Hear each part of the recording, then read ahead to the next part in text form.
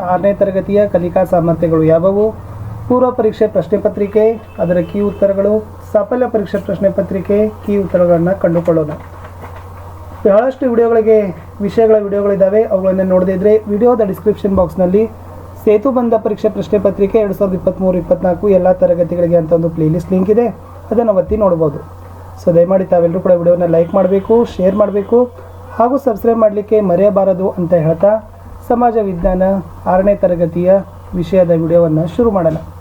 So ಮೊದಲಿಗೆ ಇಲ್ಲಿ ಕಲಿಕಾ ಸಾಮರ್ಥ್ಯಗಳನ್ನು ಯಾವಿದ್ದಾವೆ ಅಂತಂದರೆ, ಕುಟುಂಬ ಮತ್ತು ಅದರ ಮಹತ್ವವನ್ನು ಅರಿಯೋದು, ವಿಭಕ್ತ ಮತ್ತು ಅವಿಭಕ್ತ ಕುಟುಂಬಗಳ ಲಕ್ಷಣಗಳನ್ನು ಅರ್ಥೈಸಿಕೊಳ್ಳೋದು, ಸಮುದಾಯದ ಲಕ್ಷಣಗಳನ್ನು ಮತ್ತು ವಿಧಗಳನ್ನು ಗುರುತಿಸೋದು, ಗ್ರಾಮ ಸಮುದಾಯದ ವೃತ್ತಿಗಳು ಮತ್ತು ಸಮಸ್ಯೆಗಳನ್ನು ಅರಿಯೋದು, ನಗರ ಸಮುದಾಯದ ಸಮಸ್ಯೆಗಳನ್ನು ತಿಳಿಯೋರು ಹಾಗೂ ಪರಿಹಾರ ಕ್ರಮಗಳನ್ನು ಪತ್ತೆ ಹಚ್ಚೋರು, ಕೃಷಿಯ ಹಂತಗಳನ್ನು ಅರ್ಥೈಸಿಕೊಳ್ಳುವ ಮೂಲಕ ಭೌತಿಕ ಪರಿಸರದಲ್ಲಿ ಅವುಗಳನ್ನು ಪತ್ತೆ ಮಾಡೋರು, ಸಾವಯವ ಕೃಷಿ ಹಾಗೂ ರಾಸಾಯನಿಕ ಕೃಷಿಗಳ ವ್ಯತ್ಯಾಸ ಗುರುತಿಸೋರು, ಮಳೆಯಾಧಾರಿತ ಮತ್ತು ನೀರಾವರಿ ಕೃಷಿಗಳ ಬಗ್ಗೆ ಅರಿಯೋರು, ಗ್ರಾಮೀಣ ಹಾಗೂ ನಗರಗಳ ವಸತಿ ಸಮಸ್ಯೆಯನ್ನು ಅರ್ಥೈಸಿಕೊಳ್ಳೋರು, ಭೂಪಟದ ಸಹಾಯದಿಂದ ಭಾರತದ ಪ್ರಾಕೃತಿಕ ವಿಭಾಗಗಳನ್ನು ತಿಳಿದುಕೊಳ್ಳೋರು, ಜನಜೀವನದ ಮೇಲೆ ಪ್ರಾಕೃತಿಕ ಅಂಶಗಳ ಪ್ರಭಾವವನ್ನು ಗ್ರಹಿಸೋರು, ಭಾರತದ ಹವಾಗುಣ ಮತ್ತು ವಾಯುಗುಣದ ಪ್ರಮುಖ ಲಕ್ಷಣಗಳ ಬಗ್ಗೆ ತಿಳಿಯೋರು, ಭಾರತದ ಸಸ್ಯವರ್ಗಗಳ ಬಗ್ಗೆ ಅರಿಯುವರು, ಭಾರತದ ಪ್ರಾಣಿ ಮತ್ತು ಪಕ್ಷಿ ವರ್ಗಗಳ ಬಗ್ಗೆ ತಿಳಿಯುವರು, ವೈವಿಧ್ಯತೆಯಲ್ಲಿ ಏಕತೆ ಮತ್ತು ಭಾವೈಕ್ಯತೆಯ ಅರ್ಥವನ್ನು ಗ್ರಹಿಸ್ತಾರೆ, ಪ್ರಪಂಚದಲ್ಲಿ ಭಾರತದ ಭೌಗೋಳಿಕ ಸ್ಥಾನದ ಬಗ್ಗೆ ತಿಳಿತಾರೆ, ಭಾರತದ ನೆರೆಯ ದೇಶಗಳು ಮತ್ತು ಸುತ್ತುವರಿದ ಜಲರಾಶಿಗಳ ಬಗ್ಗೆ ತಿಳಿತಾರೆ, ರಾಜ್ಯ ಮತ್ತು ಕೇಂದ್ರಾಡಳಿತ ಪ್ರದೇಶಗಳನ್ನು ಭೂಪಟದಲ್ಲಿ ಗುರುತಿಸಿ ಹೆಸರಿಸ್ತಾರೆ, ರಾಷ್ಟ್ರೀಯ ಚಿಹ್ನೆಗಳ ಮಹತ್ವವನ್ನು ತಿಳಿತಾರೆ, ಭಾರತೀಯ ಕ್ರೀಡೆ, ಕಲೆ, ಸಾಹಿತ್ಯ ಹಾಗೂ ಸಂಸ್ಕೃತಿಯ ಬಗ್ಗೆ ಅರಿತಾರೆ ಅಂತಕ್ಕಂಥದ್ದು ಒಟ್ಟು 20 ಕಲಿಕಾ ಸಾಮರ್ಥ್ಯಗಳು ಈ 6ನೇ ತರಗತಿಯ ಸಮಾಜ ವಿಜ್ಞಾನಕ್ಕೆ ಇತ್ತು. ಇನ್ನು ಇದರ ಮೇಲೆ ಒಂದು ಪೂರ್ವ ಪರೀಕ್ಷಾ ಪ್ರಶ್ನೆ ಪತ್ರಿಕೆ ನೋಡೋಣ. ಮೊದಲ ಭಾಗದಲ್ಲಿ ಲಿಖಿತ ಉತ್ತರವನ್ನು ಕೇಳಿದ್ದಾರೆ.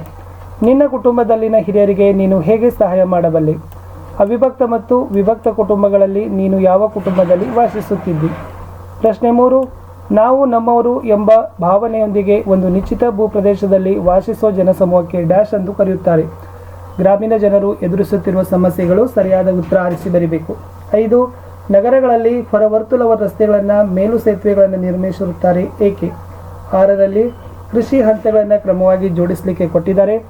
7ರಲ್ಲಿ ರಾಸಾಯನಿಕ ಕೃಷಿಯ ಯಾವುದಾದರೊಂದು ಅನಾನುಕೂಲವನ್ನು ಬರೀಲಿಕ್ಕೆ ಕೇಳಿದ್ದಾರೆ. 8, ಮಳೆಯಾಧಾರಿತ ಕೃಷಿಯಲ್ಲಿ ಬೆಳೆಯುವ ಪ್ರಮುಖ ಬೆಳೆಗಳಾವವು? 9, ಈ ನಗರ ಪ್ರದೇಶದ ವಸತಿಯ ಯಾವುದಾದರೂ 2 ಸಮಸ್ಯೆಗಳನ್ನು ಬರಲಿಕ್ಕೆ ಕೇಳಿದ್ದಾರೆ. 10ನೇದು, ಈ ಮೇಲಿರ್ತಕ್ಕಂಥ ನಕ್ಷೆಯಲ್ಲಿ ಭಾರತದ ಯಾವುದಾದರೂ 2 ಬಂದರುಗಳ ಹೆಸರುಗಳನ್ನು ಬರಿಬೇಕಾಗಿತ್ತು. ಇದನ್ನು ನೋಡಿದರೆ ಗೊತ್ತಾಗ್ತದೆ. ಡ್ಯಾಶನ್ನು ಮರುಭೂಮಿ ಹಡಗಂತ ಕರೀತಾರೆ.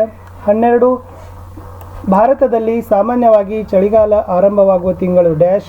13, ಎಲೆ ಉದುರಿಸಿರುವ ಸಸ್ಯವರ್ಗವನ್ನು ಡ್ಯಾಶ್ ಕಾಡುಗಳಂತ ಕರಿತೀವಿ. ಭಾರತದಲ್ಲಿ ಕಂಡುಬರುವ 3 ಪ್ರಮುಖ ಪಕ್ಷಿಗಳ ಹೆಸರುಗಳನ್ನು ಬರೀರಿ. ಭಾರತದಲ್ಲಿ ಎಲ್ಲ ಧರ್ಮಗಳ ಎಲ್ಲ ಜನಾಂಗದ ಆಚರಣೆಗಳ ವೈವಿಧ್ಯತೆಯಲ್ಲೂ ಜನರನ್ನು ಒಗ್ಗೂಡಿಸಿರುವ ಘೋಷವಾಕ್ಯ ಯಾವುದು? ಇಷ್ಟೆಲ್ಲ 15 ಪ್ರಶ್ನೆಗಳು ಲಿಖಿತ ಇತ್ತು.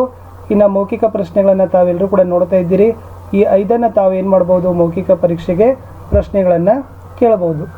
ಇನ್ನು ಇದೇ ಒಂದು ಪರೀಕ್ಷೆಯ ಪ್ರಶ್ನೆ ಪತ್ರಿಕೆಯ ಒಂದು ಕೀ ಉತ್ತರಗಳನ್ನು ನೋಡೋದಾದರೆ, ಸೊ ಇದಿತ್ತು ಕೀ ಉತ್ತರಗಳು ಈ ಪೂರ್ವ ಪರೀಕ್ಷೆಯ ಪ್ರಶ್ನೆ ಪತ್ರಿಕೆಗಳಿಗೆ ಸಂಬಂಧಪಟ್ಟಂತೆ. ತುಂಬ ಸರಳವಾಗಿರ್ತಕ್ಕಂಥ ಕಲಿಕೆಯ ಸಾಮರ್ಥ್ಯಗಳ ಆಧಾರಿತ ಮೇಲೆ ಇರತಕ್ಕಂಥ ಇವು ಕ್ವಶನ್ಸ್ಗಳಿದ್ದಾವೆ. ಸೊ ಇದನ್ನು ಮಾದರಿಯಾಗಿ ಇಟ್ಟುಕೊಳ್ಳಬಹುದು, ಅಥವಾ ಶಿಕ್ಷಕರು ಇದನ್ನು ಏನು ಮಾಡ್ಬೋದು, ಅದನ್ನು ಬದಲಾವಣೆಯನ್ನು ಸಹಿತನೂ ಕೂಡ ಮಾಡ್ಬೋದು ಅಂತ ಹೇಳ್ಬೋದು. ಇಷ್ಟು ಈ ಪೂರ್ವ ಪರೀಕ್ಷೆ ಪ್ರಶ್ನೆ ಪತ್ರಿಕೆಗಳನ್ನು ನೋಡಿದ್ದೀವಿ. ಇನ್ನು ನಾನು ನಿಮಗೆ ಸಾಫಲ್ಯ ಪರೀಕ್ಷೆ ಪ್ರಶ್ನೆ ಪತ್ರಿಕೆಗಳನ್ನು ತೋರಿಸ್ತೀನಿ. ಈ ಸಾಫಲ್ಯ ಪರೀಕ್ಷೆ ಪ್ರಶ್ನೆ ಪತ್ರಿಕೆ ಮತ್ತು ಅದರ ಕೀ ಉತ್ತರಗಳನ್ನು ನೋಡೋಣ. ಇದು ಕೂಡ ಮೋಸ್ಟ್ ಇಂಪಾರ್ಟೆಂಟ್ ಆಗಿರ್ತಕ್ಕಂಥದ್ದು ಇತ್ತು. ಎಸ್, ಸಾಫಲ್ಯ ಪರೀಕ್ಷೆ ಪ್ರಶ್ನೆ ಪತ್ರಿಕೆ 6ನೇ ತರಗತಿ ಸಮಾಜ ವಿಜ್ಞಾನ. ಕುಟುಂಬದಿಂದ ನಮಗೆ ಆಗುವ 2 ಪ್ರಯೋಜನಗಳನ್ನು ತಿಳಿಸಿ. ಅವಿಭಕ್ತ ಕುಟುಂಬದಲ್ಲಿ ಕನಿಷ್ಠ ಎಷ್ಟು ತಲೆಮಾರುಗಳು ಒಟ್ಟು ಸೇರಿ ವಾಸಿಸ್ತವೆ? ನಿನ್ನ ಸುತ್ತಲಿನ ಪರಿಸರದಲ್ಲಿ ಗುಂಪಾಗಿ ವಾಸಿಸುವ ಜೀವಿಗಳನ್ನು ಹೆಸರಿಸಿ. ಈ ಚಿತ್ರದಲ್ಲಿನ ವೃತ್ತಿಗಳನ್ನು ಹೆಸರಿಸಿ ಬರೆ. 5, ನಗರಗಳಲ್ಲಿ ಕಂಡುಬರುವ ಸಾಮಾನ್ಯ ಸಮಸ್ಯೆ ಉತ್ತರವನ್ನು ಆರಿಸಿ ಬರಿಬೇಕು. ನಿಮ್ಮ ಜಿಲ್ಲೆಯಲ್ಲಿ ಬೆಳೆಯುವ ವಿಶೇಷ ಬೆಳೆ ಯಾವುದು? 7, ಸಾವಯವ ಕೃಷಿಯ ಅನುಕೂಲ ಬರೆ. 8, ನೀರಾವರಿ ಕೃಷಿಯ ಮೂಲಗಳು ಯಾವುವು? 9, ಗ್ರಾಮೀಣ ಪ್ರದೇಶದ ವಸತಿಯ 2 ಸಮಸ್ಯೆಗಳನ್ನು ಬರೆ ಅಂತ ಕೇಳಿದ್ದಾರೆ. ಅದರಲ್ಲಿ ಭಾರತದಲ್ಲಿ ಹಿಮಾಲಯ ಪರ್ವತ ಶ್ರೇಣಿ ಹಬ್ಬಿರೋದು. ಸೊ ಎಲ್ಲಿಂದ ಎಲ್ಲಿಗೆ ಅಂತ ಕೇಳಿದ್ದಾರೆ, ಸರಿಯಾದ ಆಯ್ಕೆ ಬರೀರಿ. ಈ ಕೆಳಗಿನವುಗಳಲ್ಲಿ ಉತ್ತರ ಭಾಗದ ನದಿಗಳು ಯಾವುವು ಅಂತ ಕೇಳಿದ್ದಾರೆ. ಕಾವೇರಿ, ಗಂಗಾ, ಕೃಷ್ಣ, ಬ್ರಹ್ಮಪುತ್ರ, ಸಿಂಧು.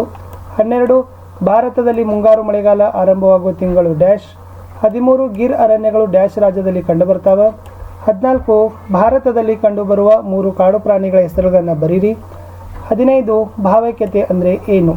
ಆಮೇಲೆ ಇಲ್ಲಿ 5 ಮೌಖಿಕ ಪ್ರಶ್ನೆಗಳಿದಾವೆ. ಸೊ ಈ 5 ಮೌಖಿಕ ಪ್ರಶ್ನೆಗಳನ್ನು ನೋಡ್ಕೊಡ್ರಿ. ಪ್ರಪಂಚದ ಭೂಪಟದಲ್ಲಿ ಭಾರತವನ್ನು ಗುರುತಿಸಬೇಕು ಮತ್ತು ಅದನ್ನು ತೋರಿಸ್ಬೇಕು. ನಕ್ಷೆ ನೋಡಿ ಭಾರತದ ದಕ್ಷಿಣಕ್ಕಿರುವ ನೆರೆ ರಾಷ್ಟ್ರಗಳನ್ನು ಹೇಳಬೇಕು. ಭಾರತದ ಭೂಪಟದಲ್ಲಿ ಪುದುಚೇರಿಯನ್ನು ಗುರುತಿಸಲಿಕ್ಕೆ ಕೇಳಬಹುದು. ತ್ರಿವರ್ಣ ಧ್ವಜದಲ್ಲಿ ಚಕ್ರ ಯಾವುದರ ಸಂಕೇತವಾಗಿದೆ ಕೇಳಬಹುದು. ಈ ಚಿತ್ರದಲ್ಲಿರೋ ಗುರುತಿಸಿ ಹೆಸರುಗಳನ್ನು ತಿಳಿಸಿ ಅಂತ ವ್ಯಕ್ತಿಗಳನ್ನು ಚಿತ್ರಗಳನ್ನು ತೋರಿಸಿ ತಮಗೆ ಗುರುತಿಸ್ಲಿಕ್ಕೂ ಕೂಡ ಕೊಡಬಹುದು. ಇದೇ ಒಂದು ಪರೀಕ್ಷೆ ಪ್ರಶ್ನೆ ಪತ್ರಿಕೆ ಕೀ ಉತ್ತರಗಳಿದಾವೆ. ಸೊ ಇವುಗಳನ್ನೆಲ್ಲ ನೋಡ್ಕೊಡ್ರಿ. ಸೊ ಇಷ್ಟು ಮಾಡೆಲ್ ಆಗಿರ್ತಕ್ಕಂಥ ನೀವುಗಳು ಕೂಡ ಏನು ಮಾಡ್ಬೋದು, ಶಿಕ್ಷಕರು ಪ್ರಶ್ನೆ ಪತ್ರಿಕೆಗಳನ್ನು ಈ ಥರ ಸಿದ್ಧಪಡಿಸ್ಬೋದು. ವಿದ್ಯಾರ್ಥಿಗಳಿಗಂತೂ ಕೂಡ ಇಲ್ಲಿ ಕಲಿಕಾ ಸಾಮರ್ಥ್ಯಗಳು ಹೇಗಿದ್ದಾವೆ, ಆಮೇಲೆ ಕ್ವಶನ್ ಪೇಪರ್ಗಳನ್ನು ಯಾವ ಥರ ಪ್ರಶ್ನೆಗಳ ಸ್ವರೂಪ ಬರ್ಬೋದು, ಅದು ಕೂಡ ಭಾಳಷ್ಟು ರೀತಿಯಾಗಿರ್ತಕ್ಕಂಥ ಬೆನಿಫಿಟ್ ಆಗ್ತದೆ. ಸೊ ತಾವೆಲ್ಲರೂ ಕೂಡ ವಿಡಿಯೋನ ಲೈಕ್, ಶೇರ್ ಹಾಗೂ ಸಬ್ಸ್ಕ್ರೈಬ್ ಮಾಡಲಿಕ್ಕೆ ಮರೆಯದಿರಿ ಅಂತ ಹೇಳ್ತಾ ಮತ್ತೆ ಸಿಗ್ತೀನಿ ಗಣಿತ ವಿಷಯದ ಪ್ರಶ್ನೆ ಪತ್ರಿಕೆ ವಿಡಿಯೋದಲ್ಲಿ. ಅಲ್ಲಿಯವರೆಗೂ ಬಾಯ್.